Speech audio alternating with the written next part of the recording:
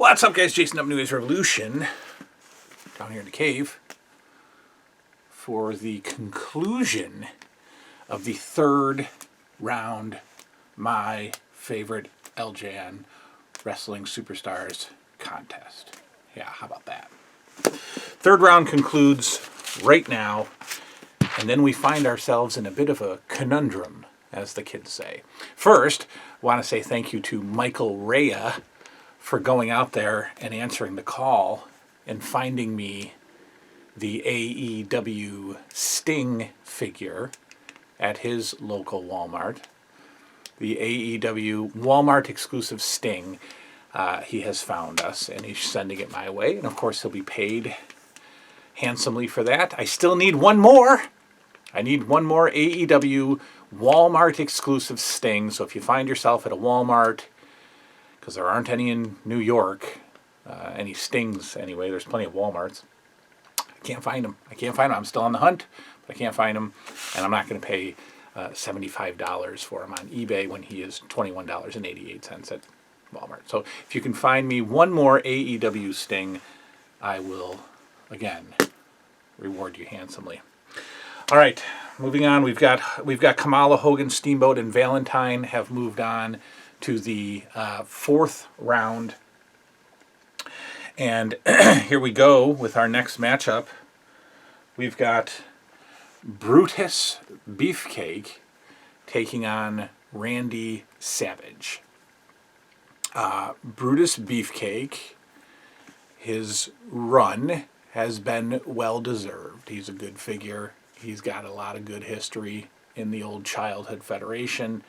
I think when I redo the shelf to make room for XOX's customs, I'm going to do a little cleanup because for some reason over the years these figures have got a little scruffy, and you can see Brutus has some scruff on them.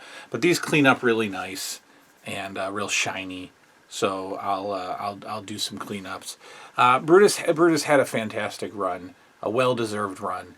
But unfortunately, he's going up against an icon, a legend, an LJN legendary Hall of Fame figure, Randy Savage. And it's going to be tough. It's going to be tough to knock off Randy Savage. Because as I have said, this figure just brings back a ton of great feelings. The poster, I have the poster on my wall, I think. Yeah, the poster's great, but the figure, God, this figure has had so many battles. Such a great figure. Randy Savage, absolutely going on, ending Brutus Beefcake's run. Well-deserved run, but the Macho Man, at this point in my mind, is an odds-on favorite to win the whole thing. Next up, we've got maybe the unexpected matchup of Harley Race taking on Bruno Sammartino. And I think many of you have wondered, again, why Harley Race has gone this far. But again, like with every big tournament, the NCAA March Madness, there's always a St. Bonaventure, there's always a Pepperdine, a Ball State. Actually, I think Ball State's been decent. I don't know. But there's always a number 14 seed that sneaks in and does a little bit better than you would think. And looking at this figure, you would wonder why. It's just a few inches. The hands are just a few inches away from being a Rick Rude figure. But I actually used this figure. And in childhood, I could still throw, I could still throw the punch, right? And for whatever reason, I liked this figure. I liked the figure. It's got great accessory. I liked it. And so he deserved his spot, in my mind, in the tournament. Now, a lot of you, or at least one of you, who shall be nameless, really, questions some of my choices. I mean, there's always someone But you got to understand, this is not just this has to do with the childhood play and how much of an impact and how active they were in the childhood federation. Then we look at how the figure looks and the play pose and things like that. But realistically, if they didn't have the best play pose, there was a good chance that they didn't have a big impact in the childhood play. Harley Race probably being the exception. So it's, you can't you can't say a figure doesn't belong if I'm basing it off of my own childhood play memories and impact that the figure had.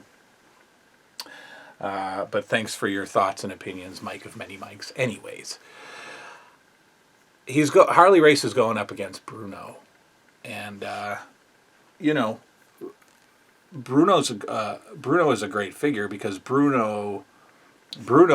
this figure captures the Bruno Sammartino likeness, the stockiness, the pose. If you go back and watch some Bruno matches, he's always just hulking around and lurking around and kicking. I never understood the big Bruno Sammartino draw as like, New York. I mean, New York City, the Italian, New York, and they were in love with this guy. And as a wrestler, he bores me to tears. I mean, he's a kicker and a puncher and a kneer. He throws knees, kicks, and punches. That's all, and body slams. That's all Bruno Sammartino did. So I don't know why, but it was just obviously a different era, a different time when, they were probably less interested in the in-ring work versus the personality, or at this point in time, the ethnicity.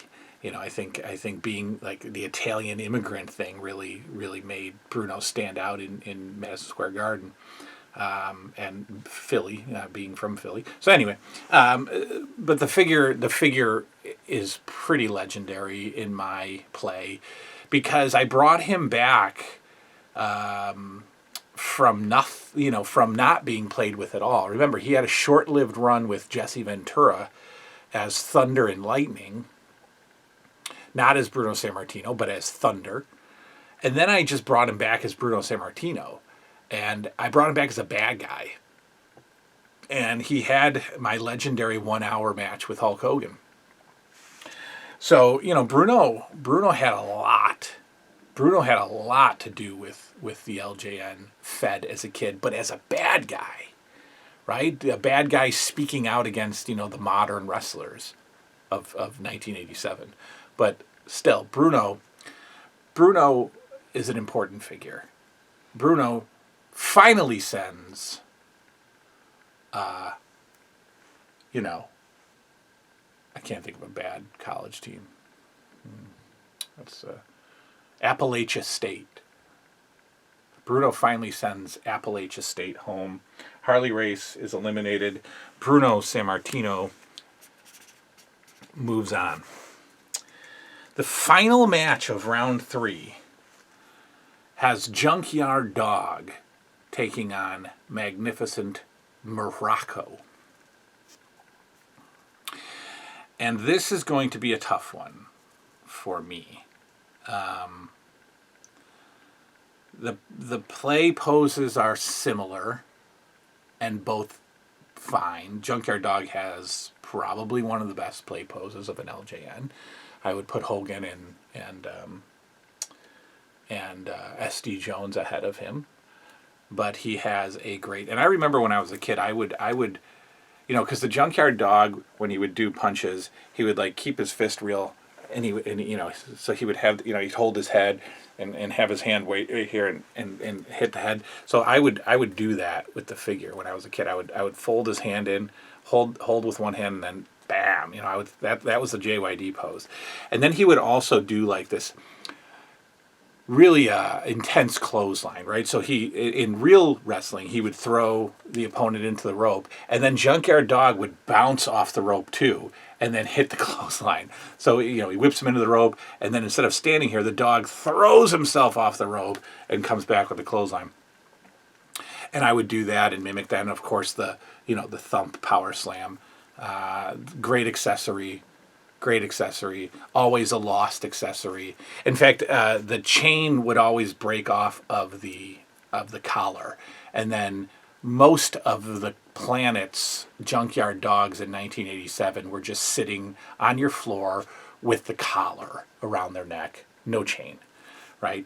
Don Morocco, as you know, has a very important history with the Fed. But he wasn't always Don Morocco, and he was barely ever Don Morocco. He was Mike Rotunda in my organization, and had a a great 6-man run. We've talked about that many times. I won't talk about it to death. I think some of you will be surprised because Don Morocco is one of my favorite wrestlers. He's one of my favorite figures, and he's one of the more fun memories of childhood. But Junkyard Dog is going to move on. Junkyard Dog came from my second favorite series. I know Series 1, whatever, but those first 5 are still Series 1 in my mind. But the JYD was part of that massive figure dump where we got like 9 more figures, to really start the collection going. And this is a special figure. It's an LJN figure. When you look at him, that's part of the LJN line. The next year, or the next series starts to change it up a little bit. We get Don Morocco and Jesse and all those guys. But my heart is still loyal to those first like 14 figures, right? Or so. JYD moves on. Now, that leaves us with 7 wrestlers. And so we can't have 7. So we're going to add an 8th. And many of you have given me suggestions about how to bring in the wild card. And what I thought about was the 3 figures that caused me the most stress eliminating. You'd think that one of them would be Tito Santana, but I brought him back to life with with white trunk Tito. So he had a little bit of a run. The 3 figures that have caused me the most pain eliminating is Terry Funk, Iron Sheik, and SD Jones. These figures have caused me the most pain getting rid of. And I'm going to choose one of them to move on to the finals, or to the next round. And I think you know how torn I was when it was time to pick. I mean, SD Jones got eliminated by Hogan, and Terry Funk got eliminated by Greg Valentine. And if you remember, I really couldn't decide between Greg Valentine and Terry Funk. I had a slightly less difficult time choosing Hogan over SD Jones. People have pointed out how valuable, not financially valuable, but how impactful these accessories are, and I agree. But we have a original 5. We have a figure that my imagination created the heck out of, and the best play pose in LJN history. And we've got Terry Funk, who was probably the figure that I had the most fun with as a kid, doing such fun, interesting things with. I could be fine closing my eyes and picking one of these and moving them on. They're all of ridiculous significance and value to the childhood. I think many of you were surprised that Terry Funk was eliminated. And so it would probably be no surprise that I am pretty sure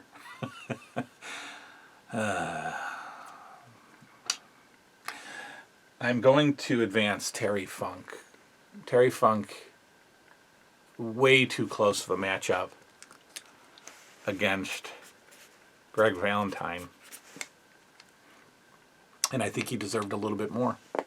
So Terry Funk is brought back into the Fed, the tournament, not the Fed, the tournament. SD Jones is a top 5 figure and my favorite LJN play pose. So lots of love and appreciation for SD Jones. That concludes the 3rd round. Here's the matchups for the 4th round.